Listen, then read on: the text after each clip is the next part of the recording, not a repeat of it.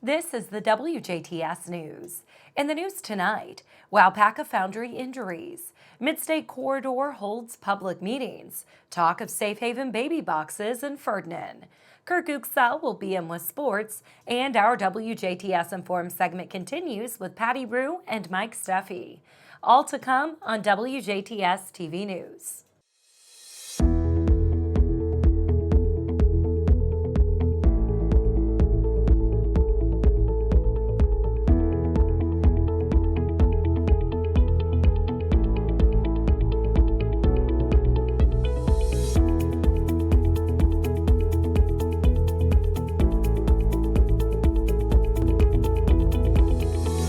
Good evening. I'm Jenna Schaffer with the news.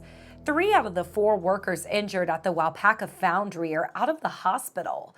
The 4th worker is expected to return home later this week. 4 workers were burned while doing maintenance on the foundry's cupola on Monday. We're told that the Occupational Safety and Health Administration, or OSHA, is aware and assigned a safety inspector to investigate the incident. Hundreds of residents attended the first Mid-States Corridor public meeting last night. In fact, there was even a line leading out of Lagodi Junior Senior High School. Residents went to several stations to see different outlooks of the Mid-States Corridor screen process. They also use maps for all 5 proposed routes. The spokesperson for the Mid-States Corridor project, Mindy Peterson, explains why it should be seen as a positive. The Mid-States Corridor project is all about an improved highway connection, and that connection is going to be from State Road 66 and through the Huntingburg-Jasper area and then connecting to I-69. And so it really is about that connectivity. So when you have improved connections and you talk about infrastructure, that leads to increased opportunities, doors opening to new opportunities, new potential. So when you're talking about moving both people and goods more efficiently, more effectively, and in a safer way, that's when you have many benefits for the region. Although many look at it in a positive way, some residents are not. Anonymous letters opposing the project were placed on vehicles outside of the meeting. Peterson says while these meetings show excitement for the project, they are open to all opinions. So I know that's why this is something that people in the area, there have been people who have talked about it for many years now who have been excited about the prospect. When we have a public meeting like this, you hear a lot of viewpoints. You hear some people who have concerns, and you hear some people who are very excited about the opportunities that come with this increased connectivity. So we want to hear both sides of the issue. That's what these meetings are all about. So it's fantastic when we see a turnout like this one, where we have a very robust crowd, very engaged crowd, and they're sharing their feedback. That's what helps this project team make decisions moving forward. This is just one of 3 public meetings. The next one takes place tonight on Wednesday at Bedford Middle School from 5:30 to 7 p.m. For more information, head to our website, WJTS.tv. Ferdinand may be next in line for a safe haven baby box. Jasper Middle School students Isabella Harmon and Tori Hemmerline presented the idea to the Ferdinand Town Council at last night's monthly meeting. They began the presentation by telling council members a story. A man abandoned a baby at Memorial Hospital and Healthcare Center in Jasper in 2013. The baby was adopted soon after. But without a safe haven baby box, the man can be prosecuted. Harmon and Hemmerline say installing a safe haven baby box will open a new door.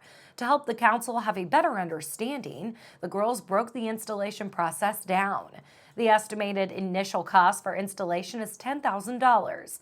This covers a variety of services, including determining a location, administrative, legal resources, training all emergency personnel, a 24/7 hotline for the community, and much more.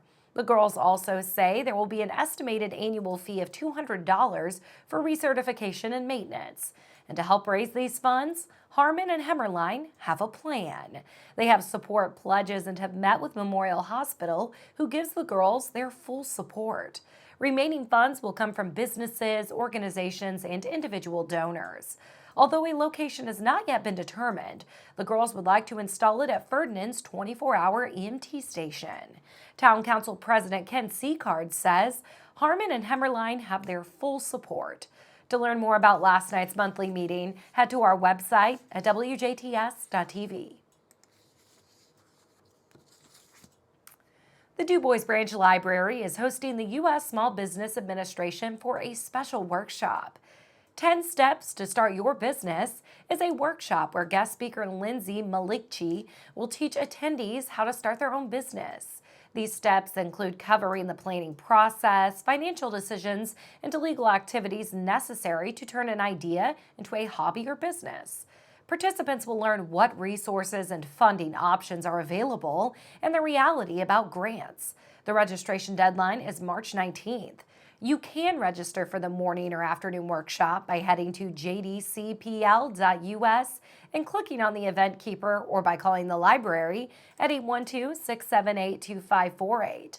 The workshop takes place on March 23rd from 10 a.m. to 12 p.m. and from 3 to 5 p.m. at the Du Bois Branch Library.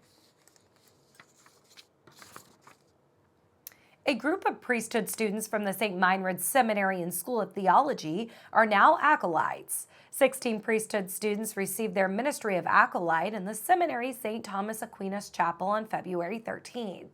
Student names can be found on our website, WJTS.tv. An acolyte assists a deacon or priest, primarily in the celebration of Mass. He attends to the needs of the altar and may distribute communion as an auxiliary minister. He also may be entrusted with the public veneration of the Blessed Sacrament, but does not give the benediction. A prominent supporter of Indiana's Attorney General is arguing about the proposed suspension of his law license. Republican Attorney General Curtis Hill is accused of drunkenly groping 4 women. As of Monday, it is unclear if Hill could remain in office of the Indiana Supreme Court if they agreed with a 60-day license expansion. Conservative attorney James Bopp says Hill shouldn't be treated more harshly because he's a public official. Republican Indiana House Speaker Brian Bosma says he hopes the Supreme Court will be clear on whether Hill can remain as Attorney General if his law license is suspended. State Representative Ron Bacon was recognized for his years of public service on Tuesday. Bacon announced his retirement in January and will finish out his term. Bacon has advocated for several causes throughout his career, including helping the most vulnerable Hoosiers. His accomplishments include co-authoring Indiana's fetal remains law. This was upheld by the U.S. Supreme Court, requiring respectful and human disposal of aborted babies.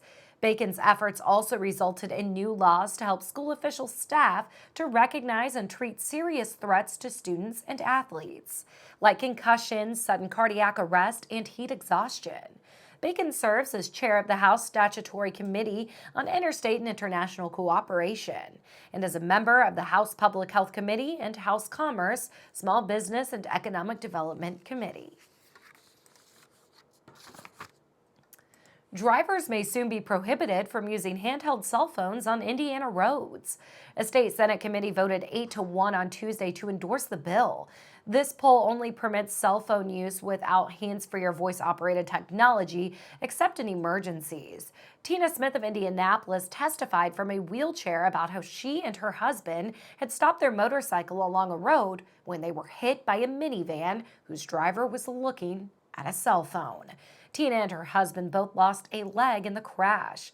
Smith echoed other supporters of a ban who compared it to the impact of speed limits and laws requiring seatbelt use on making highways safer.